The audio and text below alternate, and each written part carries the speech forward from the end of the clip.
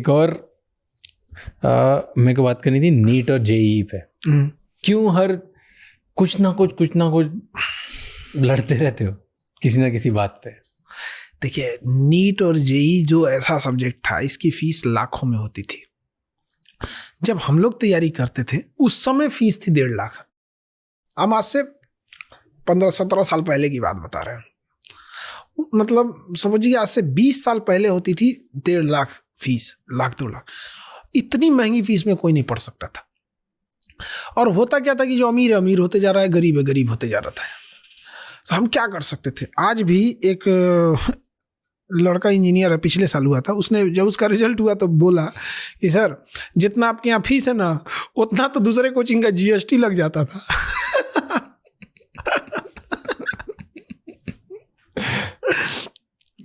तो हमारी कोशिश यही रहती है कि उन बच्चों को पढ़ाया जाए।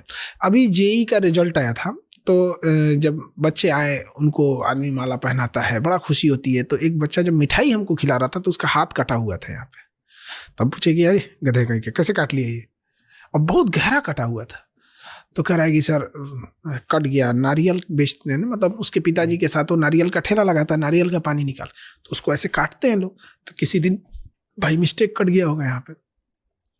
वो बच्चा कभी नहीं जा सकता है बड़े कोचिंग में, कोटा वगैरह जैसे जगहों पे। तो ऐसे बच्चों के लिए हमें पढ़ाना है।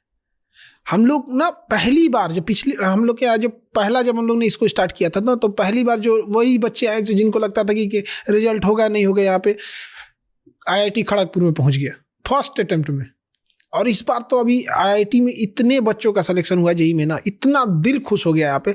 और सारे ऐसे ही बच्चे जो कोई किसान फैमिली से है, किसी की माँ दूसरे के यहाँ काम कर रही है, कोई किसी के पिताजी सब्जी बेचते हैं, छोटी मोटी दुकानों पे काम करते हैं, ऐसे ऐसे बच्चे आते हैं सब हमारे यहाँ। और उन लोग को यही भरोसा रहता है।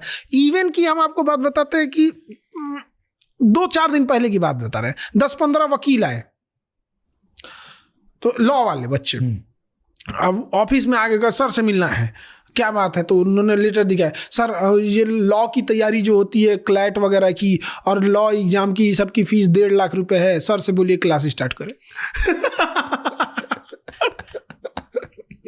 आप समझ सकते हैं कि उसे लगता है ना कि यहाँ पर फीस एकदम को। अच्छा, सबसे बड़ा प्लस पॉइंट अपने साथ क्या है ना, कि हमारे यहाँ फी कम है। नीट हो, जेईई हो, चाहे वो आईएएस हो, पीसीएस हो, कहीं पे फीस कम है, लेकिन क्वालिटी इतनी बेहतरीन है कि हम लोग का पढ़ाया हुआ क्वेश्चन जो है ना, एग्जाम में हूबहू आ गया।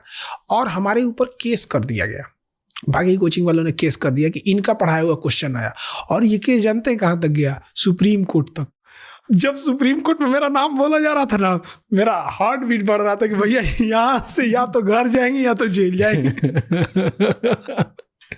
दूसरा क्या हो सकता है? लेकिन सुप्रीम कोर्ट के जज ने जो वर्डिक्ट दिया कि किसी कोचिंग से आने से इसका मतलब क्या हुआ, उन्होंने कहा कि जब मैं खुद स्टूडेंट था तो हमारे कोचिंग के आगे एक बुक वाले थे, उनका बुक से क्वेश्चन आता था, तो हम लोग वहां से कुछ बुक खरीदते थे। ये आयोग का काम है ना, उन्होंने तो पहले पढ़ाया, क्वेश्चन तुम बाद में सेट कियो। और फिर कोर्ट ने भी पूछा था कि वो जो पढ़ाते हैं क्या वो प्राइवेट है या पब्लिकली है? तो उन्होंने कहा नहीं, तो पब्लिकली है। तो कहता पब्लिकली मतलब तब क्या चाहिए? तो आदमी पढ़ाया ही नहीं। तो उस लेवल का आदमी पढ़ाया। अभी नीट वालों बच्चों के लिए हमें क्या है कि हमें हॉस्पिटल खोलना है और हर ऑर्गन का हॉस्पिटल खोलना है, और नीट वाले डॉक्टर बनेंगे। हमारे यहाँ डॉक्टरों की मोनोपोली नहीं होगी, यहीं पढ़ो यहीं आके जॉब करो।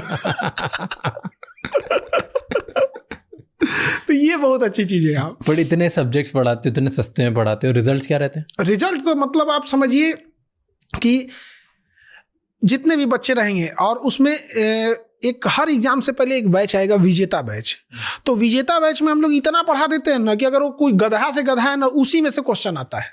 और पढ़ाई में एक चीज बस मैंने क्या रखती है, जैसे हम पढ़ाएं और सामने वाला घर पे ही नहीं पढ़ेगा, रिवीजन ही नहीं करेगा, तो वहां नहीं होगा।